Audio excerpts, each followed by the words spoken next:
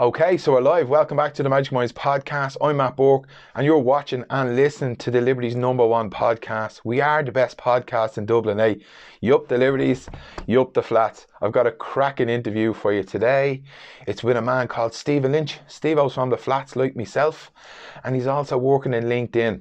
Steve-O's been a supporter of our show from the start, and he's sent me messages from the very start, saying that he likes the work I did or do, and it was absolutely fantastic.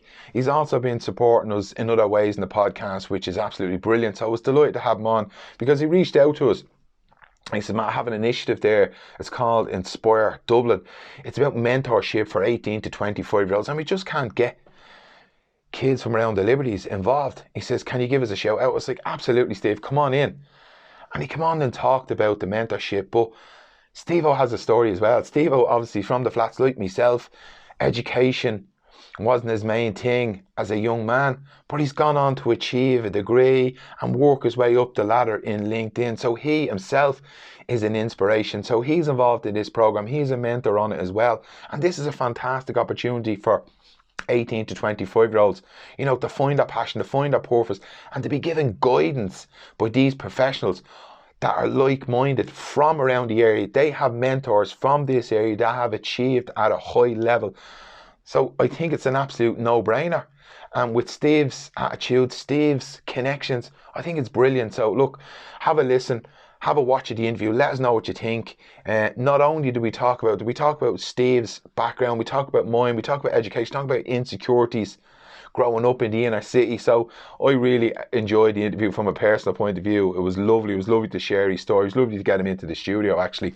So watch it, let us know, give us your feedback. Delighted to hear about it. As always, thanks to Niall Riley from Rooney Media Graphics, Andy from Liberty Media Hub, the girls from Shannon's Hope Line, and a shout out to the Dublin Food Company. They're on Instagram. They sent us over some food samples, absolutely lovely. I had some, the girls in the job had some, Andy took some home, absolutely brilliant, lovely flavours, lovely choices. There's an excellent Q bar on the top, or Q bar I think it's called, and you can check out the calories and the macronutrients, which is absolutely brilliant if you're watching your macros or watching your waist circumference. That's where you go. Check out the boys in Dublin Food Company. Thanks very much, boys. Tommy and his brother. Don't know the brother's name, but we'll call him Frank for today. Thank you for listening. Thanks for all your support on social media. As always, mind your little self. Take care. Enjoy the interview. Bye-bye. Okay, so alive, welcome back to the Magicminds podcast. I'm Matt Burke. You're watching and listening to the Liberty's #1 podcast. We are the best podcast in Dublin. Yup the Liberties, yup the flats. On the show today, I'm joined by Stephen Lynch, a fellow flats man. Steve, what's the crack? How are you? How's it going? Oh, good, Steve. What do you think of the old studio? I'm loving it. It looks a bit different now to what I thought it was going to be, but no, it's top notch, absolutely class, yeah. Deadly. That's thanks to all the people that support us around our GoFundMe page, the support and kindness from the Liberties. You just can't beat it, can you? Nah, it's not. It's top of the line, top notch. Liberty's best place in the world, I reckon. I totally agree. 100%. I've been to a few different places, but it doesn't beat the Liberties. I've also had people come visit from the States and other parts of the world, and they just love it. Deadly. Yeah. Guys, I've asked Steve-O to come on the show today. He's going to tell us about an initiative that's been supported by LinkedIn called Inspire Dublin. It's about getting 18 to 25-year-olds mentors, an absolutely cracking opportunity. So what we're trying to do today is to bring the information to the parents, to the young adults, that this is an absolutely fantastic initiative, because I know growing up myself how valuable opportunities are. And if you can get your hands on an opportunity, why not? Go for it. What do you think, Steve? Tell us about Inspire. So the program, as you said, is it's aimed at the 18 to 25-year-olds. And previous to COVID, it had the same premise. We wanted to get people from areas like the Liberties, Ballymun, Finglas, all the different parts of Dublin initially, and then obviously Ireland. Then get them talking to people that have potentially done well from the same areas. And when I say well, it doesn't necessarily have to be sports. It doesn't have to be business. It can be doing well. You could be a small business owner with a couple of employees, or you could be a high-flying chief executive. It doesn't matter. We wanted to match people, mentors and mentees together so that we can help them evolve. And it's not just a 6-month process. The plan would be that it's a year, 2 years, even longer. I know plenty of people that have had mentees and mentorship, and that's gone into lifelong friendships. So the way we're looking at it is that we're going to try and help as many people as possible. And now with COVID, it's even more prevalent because people have lost jobs. There's people looking, it's harder now because there's a more of a base of people putting CVs in, and then it's not just work, it's also education. You know, people now are at a junction where they'll think about education a bit more. But you want to have the right ear to bend, the right person to talk to. So that's the elevator pitch, if you want to call it, or the lift pitch. You sold it to Yeah. me. Take us back. Where did it come out? Where did the history of that come from? Like, why did they come up with this? What's the crack with that? Yeah, so I initially released a post 2 years ago about some of the struggles I had with myself and how I thought people would perceive me. I always had this perception that people say, oh, he's from the Liberties, or he's a townie, sure, he's a good for nothing, or, you know, and that led to me being very insecure about things and not really challenging myself and just being, you know, static and just not really interested in doing anything. And then an opportunity came up to get into the job I'm in now, and it just kind of opened my eyes, you know. And it's like, actually, do you know what? If you apply yourself and you look at the right avenues and you do the right thing, you'll get progression. You'll progress and you'll end up, you know, broadening your horizons. Like, I know I did it backwards and against the whole reason I want to get involved, but I went back I did a degree in UCD last year. I should have really done that degree when I was 19. I didn't have 2 kids at home, and so, like, I didn't have anyone back then kind of showing, you know, talking to me, saying, you know, listen in, do this the right way. I was convinced I was going to be a goalkeeper. I thought I was going to England. That didn't transpire. The only time I ever went to England to watch a match, never playing. So that's the thing. So yeah, I think from my perspective, that's how I kind of seen how it evolved. You know, worked in a company that I'm in now, and just, you know, there's plenty of opportunity out there, and there's lots of people that actually want to help you. Not everybody's against you. Do you know what I mean? It's not you, or you're doing better than me, so I have to stand on you. Everyone's actually out to help you if they can, and put you in the right avenue. And that's, you know, basically how I've done what I've done to date, and I want to obviously work with people to show them that way, you know. It's interesting that you say that, you know, the world and people do conspire to the way you think. You know, you think, you know, and I can relate to a lot of stuff you're saying about having insecurities, not thinking you're good enough, blah, blah, blah. And the world look like that to me. Now I see the world as abundance and opportunity, and that's all I get these days, is that it opens up. It's not because I get any special gifts. It's just, it's what I believe I see, you know. But back then I seen negative, and, you know, people were out to get me, and people didn't give a shit about me, or people judge me, and that's probably what I thought was going on. Here's one for you. Can we go back to where you were saying about, you know, not feeling good, not feeling thing? Give us an insight to what that experience was, to what it's like to go into such a big company. You know, we don't have to talk about the company per se, just your feelings and emotions around it, because I know what it's like going into an environment, because I went from a building site to a college, to a doorman, to a professional hospital. And my mind was melted. Yeah, no, I can give it, like, I had zero motivation to do anything. Absolutely zero. So the place I used to work in a mailroom in a company out in Sandyford, and there'd often be times I'd get on at Stephen's Green and fall asleep, and I'd wake up at Stephen's Green the other side. So I'd be an hour and a half late for work because I'd slept all the way out and all the way back in. I've done that before on my way to Maynooth. I've often fell asleep on the bus and ended up miles away. Yeah, so ended up on that, and then eating crap food, and just, it all just led to me head being in a different place to where it probably should have been, and just thinking, you know what, I'll just resign to the fact that I'll work in a mailroom, or, you know, when really I didn't understand that I could apply what I'm good at in different ways, and leveraging networks and who, you know, the right people. Because again, you could be the best in the world, but you need to know people as well, and you need to leverage your contacts, and you know, you might know someone I don't know that you could put me in contact with. So yeah, I didn't realise that, and it took me a couple of years. So obviously had a 9. She's 9 now, but that said, she was born, and I said to myself, oh, get your finger out, do something. So I went to done a facilities management degree in Portobello, and then was talking, the tutor there was the head of real estate facilities for Google, and she was like, look,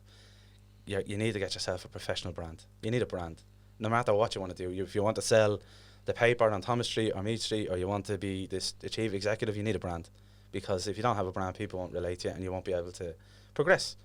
So that involved, you know, obviously finishing the course, thinking about education a little bit more, and actually saying, do you know what, I'm going to challenge myself and see, can I get a different job, and see where that leads. And then obviously LinkedIn was a big part of that, and getting a LinkedIn profile. I'd never heard of it before.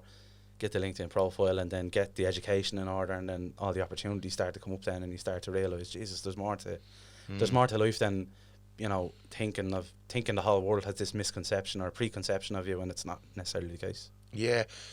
Was there a catalyst? Was there a pivotal point where you went, I hear things have to change? Was there, you know, was it a child being born? Was it just a combination of, you know, a dominoes effect when I have enough of this, or was there actually a light bulb moment? There was a couple of them in succession, but one of them, and I tell this now,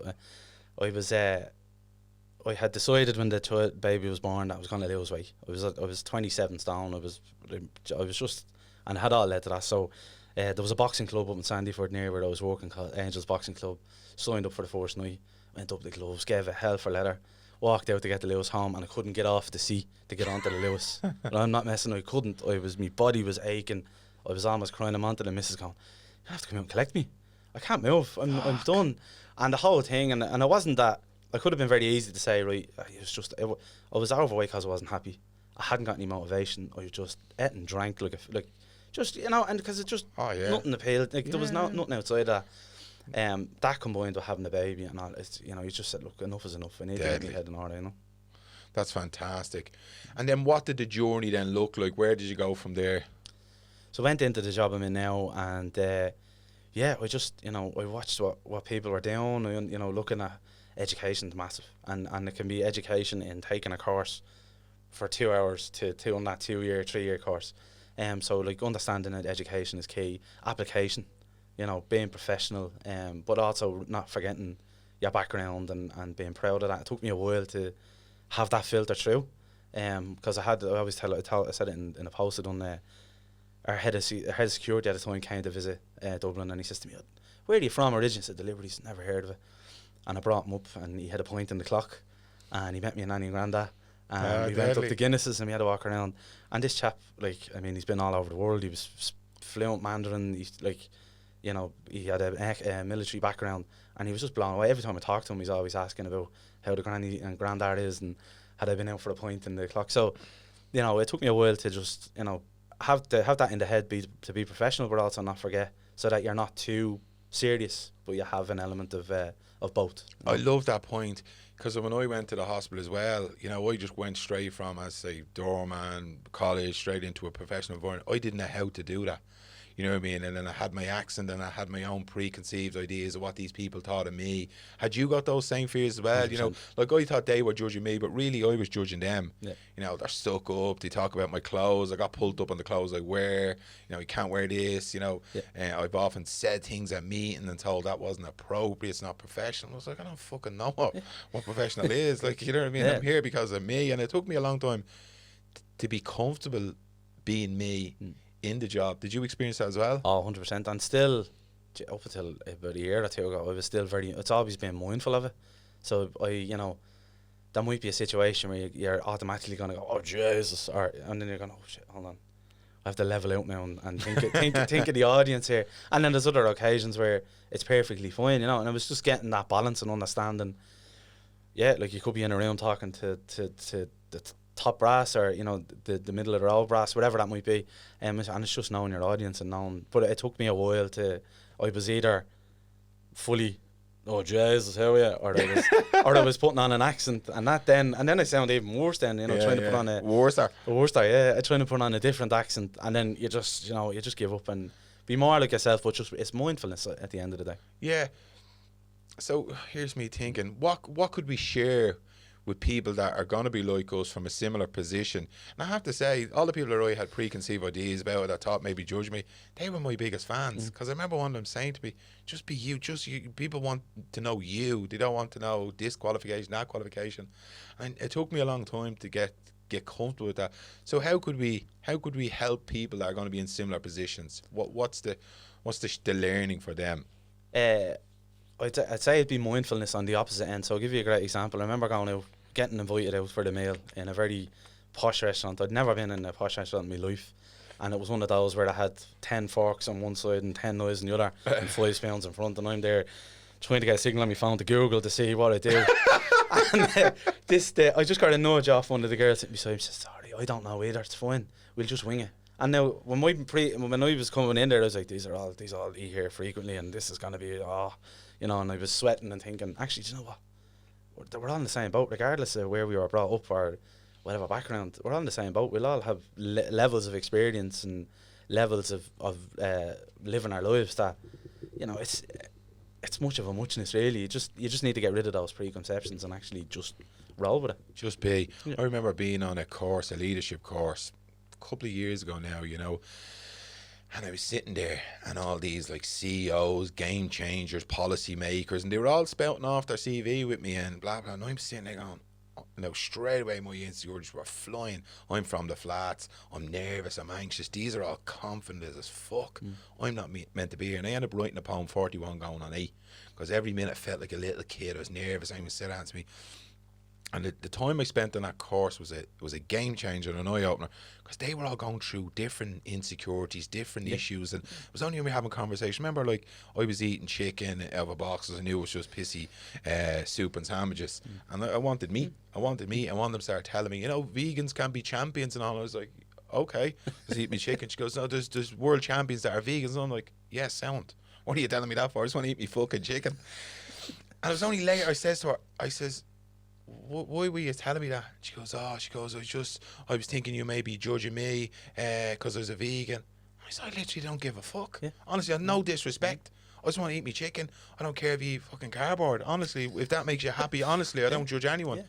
And I went away thinking, she's the CEO of an organisation, blah, blah. She had insecurities about her food because I was into me training and thing. I had no judgment towards her, but she was judging me.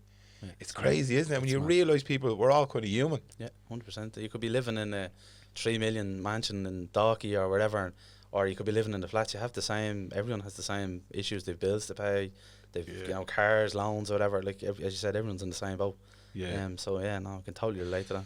Do you want to touch on something that you says earlier? You were talking about networking and using your circle. Do you think that skill that you have is something that you've acquired from being from the Liberties? Oh, 100%. Yeah, I say this a lot. and it's been said to me as well.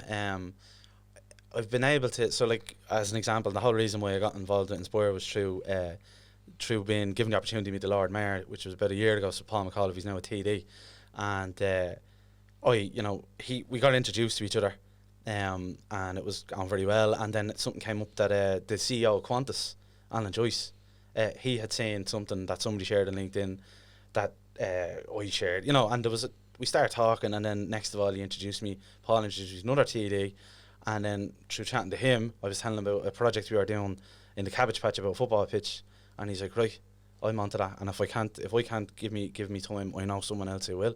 But what I learned was I didn't let it go. I didn't just leave it there. I made sure I followed up and said, right, the tire's on the road now. Let's go. If you're going to support us, give us that bit of support. I don't think I'm not being brash, but I don't think if I wasn't from the Liberties, I don't think I'd have had the same confidence to follow up and be a bit, come on, put your money where your mouth is and give us that bit of support. And in fairness, they did, and it's still an ongoing. We're working on it now the last 3 years, but in fairness, the person that he just kept on being involved, but I didn't let it go. So I think that's one thing I got from being from the area. You had to have a level of. It's almost like a different version of being streetwise. You know who you can press and who you can follow up on, who you can have the banter with and maybe not so much, and I think being from the area that that's a skill that you get. Social intelligence. Yeah. Do you know what I mean? And that was a huge piece for me when I went to the job that I was in. I had preconceived ideas that these were all educated because I failed my leaving cert, failed all sorts of exams and life events. I was a failure. I was qualified failure. So going there, I had all these preconceived notions about people. But the one thing I observed very, very quickly was their social intelligence. I could go into a room with a bunch of people that had disabilities, cognitive disabilities, but still I could meet them on a level and understand that other people didn't. And I watched them and, okay, that's a fucking skill I have. Yeah. And I got that from my area. And that's basically a survival skill. Yeah. You don't get taught that in Franner. No, you have to fucking find it out. Well, you get taught it on the way between Franner and Jambo. But that's a great thing. So last year I actually spoke to Bohemians FC's first team, 9th ends and 7th ends, and we were, and it was in a good friend of mine that I played football with, Shane Supple, who was quite a successful goalkeeper. He's back playing. He's doing business now. Played for the Dubs and all, and he's very much about sports people transferring their skills, and a lot of them struggle to understand how to transfer your skills. Brilliant. I love so that. Like Rangers ex-captain Barry Ferguson, I don't know if you ever heard of him. Centre midfield, absolute dynamo in midfield. Aston Villa. Yeah, he Man was City. he had a great background, and he went into the business world, and he was able to apply everything he did in football into the business world. I was a captain. I can lead people. I can organise. He was whether it's even just gathering fines on a match day. That's all if you can reward that, that's all applicable in business. They're all transferable skills, time management, people skills, planning, organisation, confidence, leadership, as you said. They're all transferable. Because I know somebody that's friends of somebody in a very, very big company around here was high up in the drugs world, and he was told to get out because he's going to get in trouble, and he transfers those skills into the business that he's in today, this high profile business. Same thing that he does. He manages people, he organises, he networks, he moves and he shakes, and trying to tell that to people, that you can transfer your skills, like you and I, social skills, getting on with people, it's a huge commodity, isn't it? Oh no, it's massive.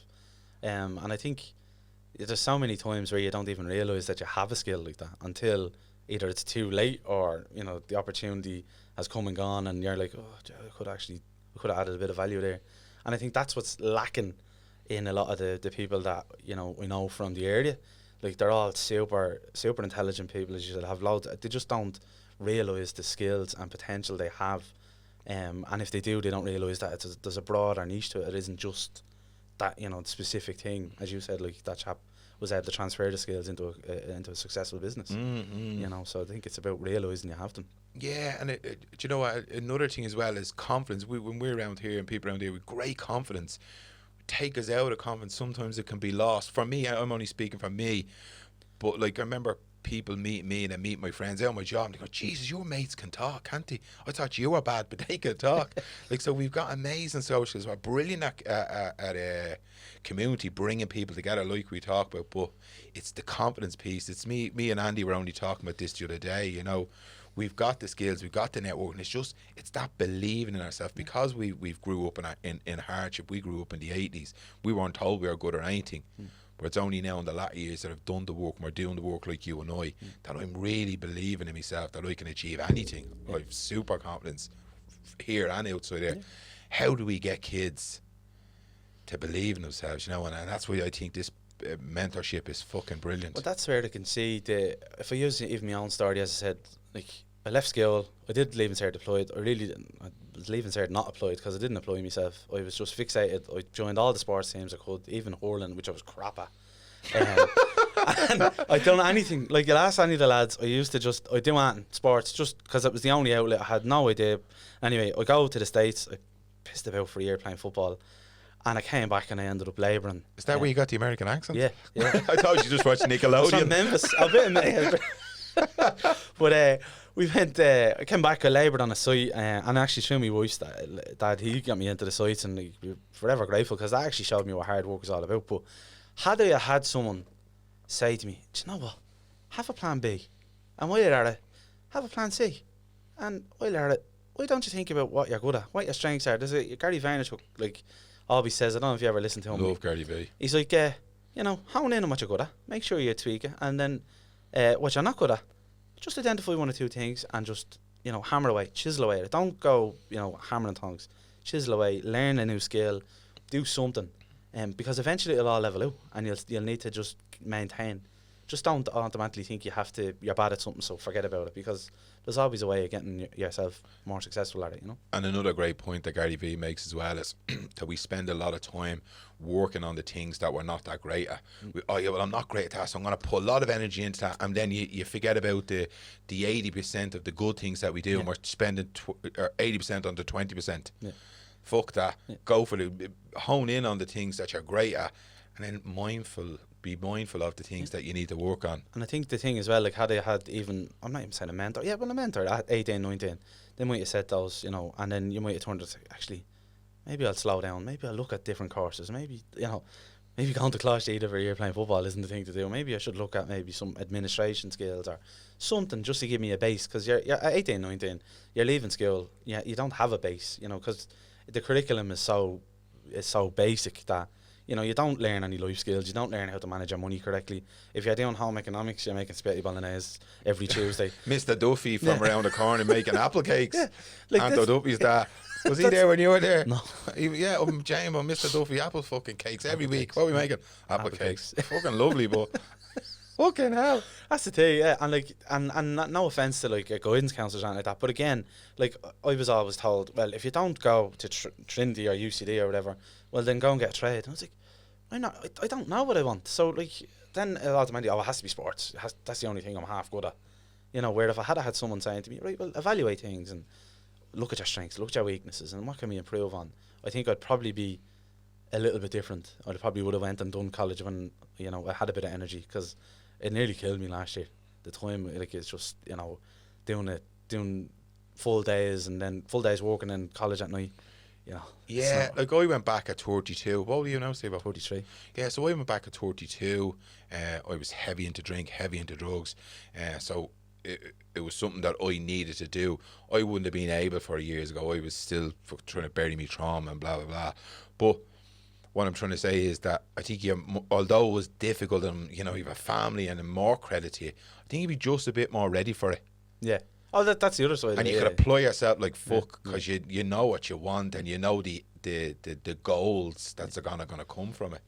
Yeah, no, that's the other side of it. Yeah, it's a double-edged sword, really, isn't it? You can be a bit more grown up about things, but I also think it's just having that at 18, 19, even up into your mid-20s, just having that voice of reason that's a little bit older, that maybe has the experiences that you don't have and can give you that guidance. That's the ultimate goal of the program, is to... And believing in you. Believing in you, you know, because it's somebody actually shining a light on the things that you do good and actually giving you confidence. No disrespect to your parents or my parents and that. Sometimes, I know from my parents, they miss stuff. Well, of course they'd miss stuff with me, because I was running the streets like a lunatic. So they didn't probably shine a light on the things I was good at. They were just trying to get through life themselves. But it's always easier to take compliments or guidance from someone else or their family, because we know that, well, we think they're not judging us. You know, these know better. They you know, they've insights into the world and they know people. So if they say something even small to me, it could raise you to a mountain, couldn't it really? And that's what I think it would be brilliant about this mentorship. And I think the amount of people that have signed up to be mentors, and as I said to you earlier on, there's people that from the banking industry, there's people from the tech world, and they're all from the Liberties originally. They all went to Jambo, Sing Street, Franar. They went to all the schools. They know all the circles we're in. There's going to be a personability aspect to it, which I think is even more... Does a what? A personability aspect. So I think you would resonate better with someone if you can personally relate to them and they have similar experiences and similar backgrounds. So that's the cool. And I mean, like the same, the pilot program's running in Ballymun and Finglas, and it's the same thing. They're all quite they've done quite well from those areas, and the sign-ups is big there because there's a personability aspect, and people are like, oh, well, if he had the same background, maybe I could talk to him, as opposed to talking to somebody from, you know, a different county or a different country, you know. 100%, and I love that point that you just made there, because I remember listening to Frankie Gaffney. Frankie Gaffney was my first interview on the podcast, and I heard him on the telly. He's going, he sounds like fucking me, you know. And he was talking about intellect and dialect, and he was in Trinity doing a PhD, and I was like, he's deadly. I love that. I was zoned in because of what you were just saying there. He drew me in. He was talking about something intellectual, but he said it in the language that we speak, or he had the same kind of accent as me, and it's brilliant. And you know, if you go on a course, you know, if you're on a training course, blah, and you hear someone that sounds like you or looks kind of like you, you levitate. You gravitate over towards them. No judgment to anyone else. It just will go towards similar. And it'll be just easier for us. Again, it's back to social skills, isn't it? Yeah. I did a course in the UK once about 3 years ago, and I know I'm laughing at it now, but I levitated. The chap on the course is the head of the facilities for the prison service in the UK, and we for some reason levitated. So he was used to dealing. I know this. We used to dealing with people similar backgrounds to me, or it's coming from similar areas, let's say, and we just kind of hit it off. He's like, "Oh, I'd much rather chat to you because the rest of them, they're all dry. We can have a bit of a laugh, you know." And that's the way. That's I was like, "Oh, jeez, I don't know whether to take that as a compliment or what." But that's the kind of thing, you know. As you said, like it doesn't. It just has to have that resonate. It just has to resonate slightly, and then people tend to open up a little bit more. Yeah. What does the mentorship look like? What do they do? Give us the meat and bones around so it. the meat and bones are, you'll be, you know, if you sign up, you're age 18 to 25, male, female, whatever, you just sign up, you get matched with someone like myself or some of the other people I was telling you about, and we meet up virtually, obviously because of COVID. We have the chats and we figure out a weekly schedule. So we'll say, right, why don't we have a phone call once a week? And the first few phone calls is just to find out about you, to ask questions, and then we start to map out, you know, what are you thinking long term? Have you got career goals? Have you got education goals? What are you interested in? You know, you could already be in a job, but want to move into a different job. And we start to map that out and work on the gaps that you might see. And then, you know, after a while, if there's someone in my network that let's say you want to be an electrician, but you just don't have the inroads. I'm using it as an example. I'm gonna know people in that world. I know somebody else might know them, and I'll get you that introduction. You know, and it'll work both ways. You know, you're giving us the mentors the skills as well, like, you know, because we want to develop the mentoring skills, but ultimately it's to help over that 6 months to 12 months understand what you really are thinking you want. Because again, I'm 33 now and I still kind of don't know what I want. But if you have a baseline, you can work off that then and start to develop from there. You know, you might think at 22 that's what you want to do, but at least you have something behind you and you can change and move about, you know. So yeah, a couple of hours a week, and then I think the plan would be when COVID eventually hopefully is gone, you know, there'll be more resources then available from a LinkedIn perspective. We can help with profiles and again building networks and doing the right introduction. So it's a commitment, but it's a worthwhile commitment. Yeah. Sorry, how many hours did you say a week to be committed? Just once or two? One or two hours. 1 or 2 hours a week. But again, there's Not flexibility there. Yeah. So if you want to talk for 40 minutes, you know, twice a week, or, you know, there's flexibility there, isn't it? So really, the more enthusiastic they are, the more enthusiastic you're going to be, right? And the more both will get out of it. Because it's a two-way street. Yeah, you need enthusiasm from both sides. So yeah, the more enthusiasm, the better. I think it's going to be a game changer for both people, and including me, as I said, because I've never mentored anyone before. It's a new skill for me to try and get my head around. But yeah, I think it's a great opportunity. Yeah, let me ask you then about that, the mentorship. Have you been given education? Have you been trained around it, or? Yeah, so Fiona and Elaine in Inspire, they're doing great work. They've been hosting, obviously with COVID, Zoom calls and going through training decks and how to structure the initial interactions and how to talk over time, and kind of do's and don'ts, and you know, when you're talking over the phone, and because again it could be quite hard. Previously it would have been great because we could have met for a coffee, and you know, you might have come into the office, but now it's all virtual, and we all know the death by Zoom. So it's just giving the pointers and tips and tricks. Yeah, but it's been good. There's been 4 or 5 sessions on that on the last few weeks. Yeah. So we're giving training. Yeah. That's something I'd like to do. Actually, it sounds interesting. Are you struggling as well with that whole Zoom thing? You know, I've lost my job. I had a great handle on the work that I did, because obviously my skills are people skills, but now we're on Zoom. It's very very one dimensional, and you're not seeing much of people, so they can't see it in different settings. Do you struggle with that as well? Yeah, and especially the job that I'm in, you can get a lot of, well, you're straight off one and onto another, because you don't have to go from a meeting room or a desk, or, you know, there's literally nowhere to hide because, you know, you're online. But yeah, it can be tough. You just need to get, we try and set like 10-minute breaks in between calls if you can, to just give yourself a chance. But yeah, it can be full on. And then the other things, like I'm involved in stuff in the cabbage patch as well, and that's Zoom calls now as well. So you're trying to pivot and move about and make sure you have enough time for everything. So yeah, it's a killer. Absolutely, deadly. Give us a flavour to what some of the mentors do, you know, because I'm sure people be looking for, like, some might be into, you know, I don't know, academic stuff, some might be into creation, music. What's the different types of mentors that are available for people? Oh, well, like, and not just in like in the Liberties themselves, like you've got there's a girl that's an engineer in a company called Zendesk. They're an American company. That's quite a technical job. There's people involved in the tourism industry, hotels, the construction industry, banking. There's a couple of people there that are involved that have a big banking background. There was a girl there from originally from the area, went to Warnermount. She quite a high profile job in the Irish Financial Institute.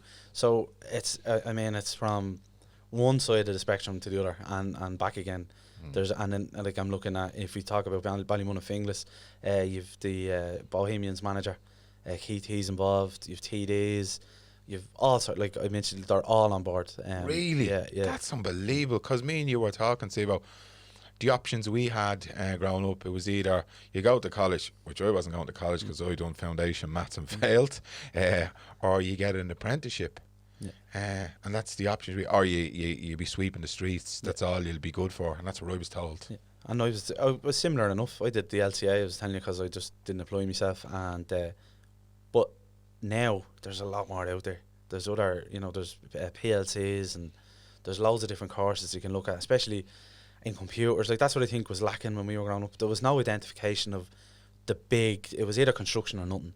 You look at it now, you could, like, engineers, you have all these data centers popping up, you have people, like, all the hospitals, physiotherapists, like, it's all, it isn't just one dimensional anymore. There's loads of fields that you could get into, that you could apply yourself in, and I think that's what the mentees, and that's what they'll get out of it. They'll get that ear to say, why don't you think of this field, or maybe, and that's where I think there's a great opportunity, And it comes back to opportunities, doesn't it? Possibilities. Like you and I growing up, our vision was narrow. We were looking through a very tiny lens. Now, we've got social media, we've got all these mentors, but then we do also need people to look out for. So, because a lot of our listeners are between 25 and 50 or 60, so we're hoping for parents to be listening to this and get in contact with their 18 or 25-year-olds to get involved. Yeah, really. Yeah, 100%. And that's what I think.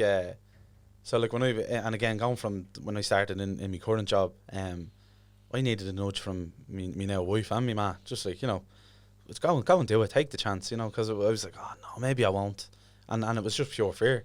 It's like, I'm alright, I'm happy where I am. It's like, no, but you know what, I'll listen to them and I'll take it. So I think parents are key, and other family members, or brothers or sisters or anyone that's around you, give them the nudge, because that's all it's just a little nudge. Just go on, give it a go, and then sure, they'll be flying then eventually, and get into it then. Do you think that was it lack of self-belief that you had, or you just didn't want to step outside your comfort zone, because both.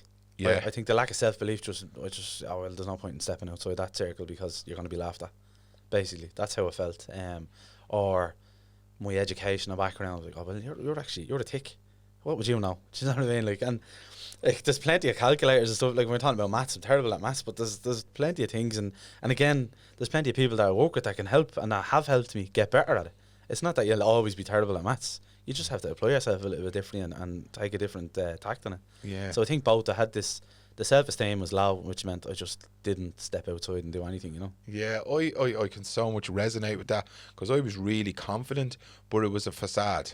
It was gobby, I was mouthy, I was kind of bigger back then, I'd done a lot of drink and steroids and blah, blah, but there was a deep-rooted insecurity in there, because I failed my leaving cert, and this was everything, you get your leaving cert, you want to college, blah, blah. There was so much pressure put on you for this leaving cert, and I didn't do it. So really, inside me, I felt like a tick. Yeah.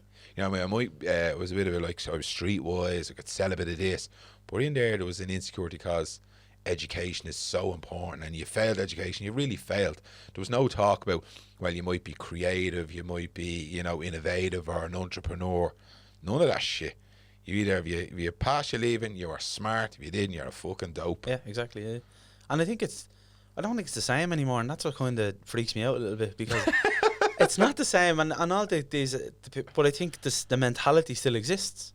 Because I know from all the, talking to other people that are in the similar age bracket, there's a lot more opportunities in broader ways than what we were used to. But I think from these areas like the Liberties and Ballymun and things, there's still that mentality. There's still something there that maybe has passed on, or just resonates around the areas. That is a cultural thing. I think I think it's an element of it. And I think that sometimes is deep rooted and holds people back slightly when it doesn't necessarily need to be. And I think if you're able to get rid of that, I'd say there'd be a lot more openness to the opportunities. Like, I mean, you think now a couple of months ago, if you said to someone about meditation or mindfulness, from this area, what's that? is totally different now. Like it's massive. It's massive in your own mental health and keeping things taken over. You know, your nutrition, like that's all massive. And that, but like there's people in these areas that still think that's something you do in California and on a beach or something. It's not. Do you know what I mean? So it's just about moving with the times and being a bit more flexible, you know. Yeah, I want to go back on what you're talking about there. You know, that culture, that attitude. Because I was telling someone about, you know, I want to do this full time. I want, you know, I'm in a job in the NIH and I love the hospital, but I've done 10 years there and I'd like to do my own thing. And someone says to me, "Tell me before you think you're leaving," or that. And I goes, "Why?" Because I can talk some reasons in you. You have a handy job and you're making like this amount of money. Like, you know, now stay there. And I went, I want to go for happiness, not an easy life. You know, well, you can't leave happiness to your kids. And that's the attitude you're up against. You know what I mean? Like, I would believe for the next, let's say I live for 80 years, I think my kids would be happy to see me happy for the next 8 years than to leave them a bit of grass or something like that. You know what I mean? Like, but that's the attitude you're up against. Not like, geez, but you know what? Go for your dreams. Go for this. Go for that. Because I can remember years ago wanting to do certain things and people knocking you back. No, don't be doing that. Who do you think you are? You know, get yourself an apprenticeship. Shut up with those notions. Blah, blah, blah. And like 30 something years ago, still the same shit, keeping you know, that job is good enough for you, stay there now, don't be going moving, you get a pension. Well, that's what I think the community, so you look at all the stuff, like look at Oliver Bond and the football club there and the amount of support they've been getting, look at the flats bingos and all of that going on.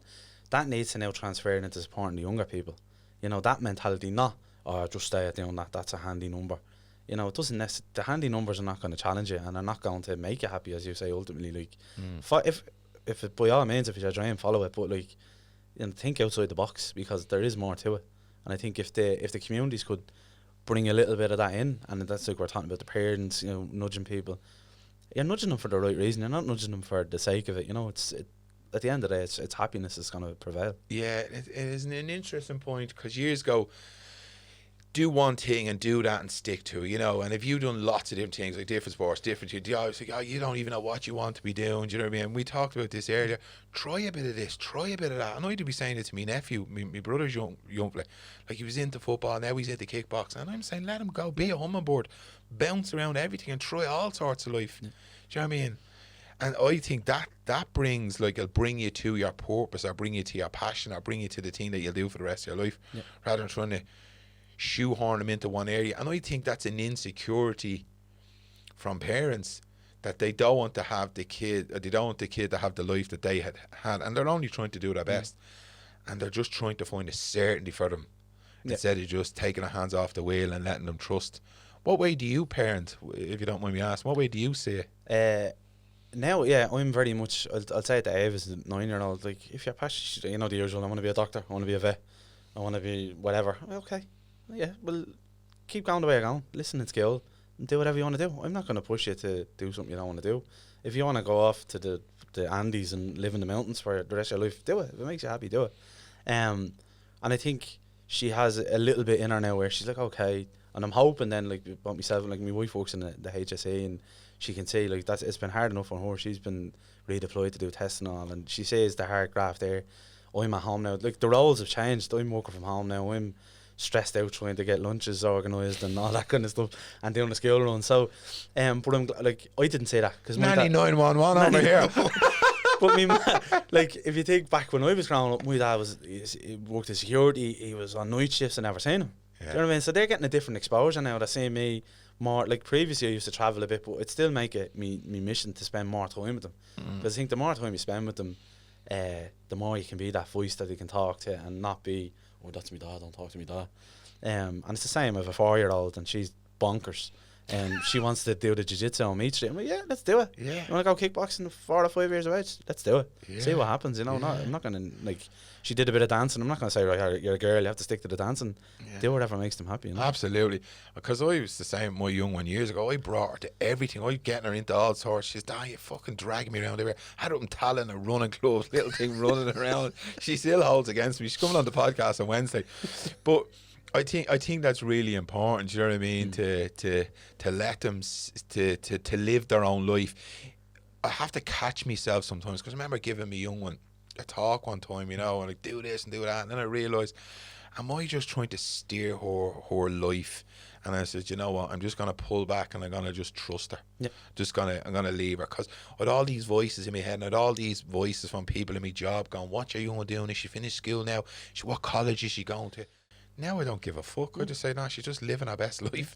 She works up in Dundrum. She has a girlfriend and they love each other and she's fucking happy. Yeah, that's the main thing, isn't it? Yeah.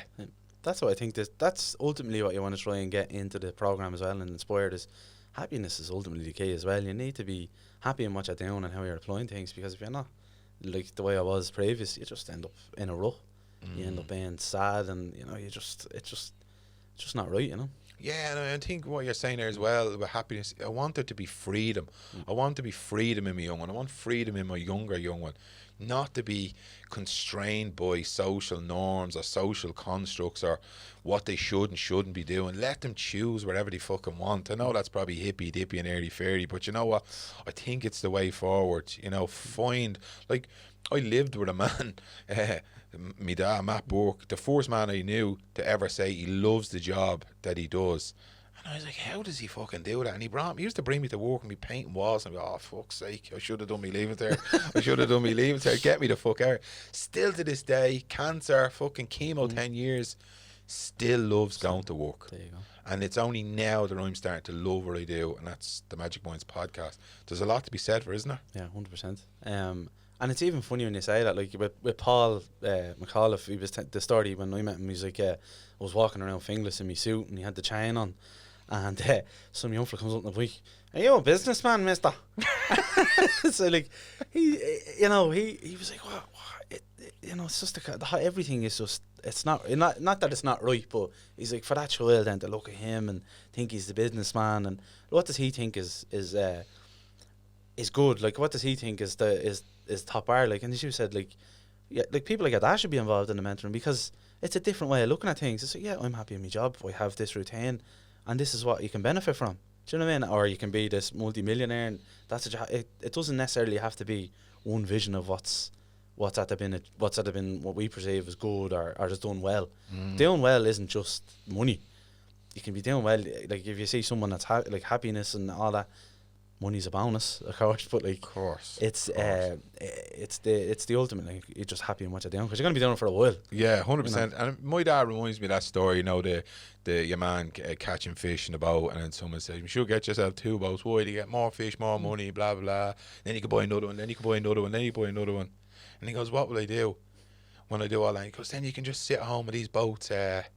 Will pay for themselves." And your man says, "I already do that. I just catch enough fish for myself, feed my family, and I stay at home." You know, and my dad reminds me of that.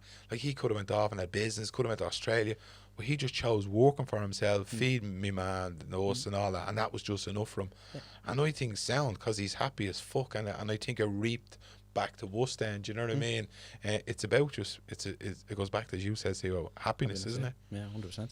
Do you know what? I was talking to Kelly Birmingham, I must say this to you. I was talking to her today, I was telling her about you coming on the podcast, and I was saying that you were a catalyst to inspire me for the podcast. As in, when I started this, you sent me a nice message, says you were listening to the podcast and you liked it. And that was amazing for me to hear somebody from my own area saying nice things about the podcast. It meant more than that, and so I want to thank you for that, by the way. Yeah, and I was actually, do you remember, I think I sent you a picture then not far, I was on my way to Mexico, and I sent you a picture from the video in Mexico, because I always, again, it's the relating thing. I've came across, I'd been listening to a few other podcasts, I was like, and I was able to listen to yours. I was like, actually, you can relate to that. I know the chap. It makes sense. I'm from the, I hate listening to things that you can't relate to and just blows over your head. So yeah, no, I really enjoyed it, and I'm listening in. And the one with Kelly was great, because Kelly's doing a lot of great work, and I know she's moved into the Oivi Trust, but even like this weekend and getting the football team involved and getting stuff into the hostel, she's doing Trojan work in the area. She's unreal, isn't she? Now, as I was saying to Andy before I was interviewing, she reached out to us, see could we work with her, help her out. And just before the interview, I was like, I don't know what we talk about. I was having a bit of a meltdown for it. And she sat down, and I just heard her talk for a minute or two. I was like, boom, I love it. I love everything about her.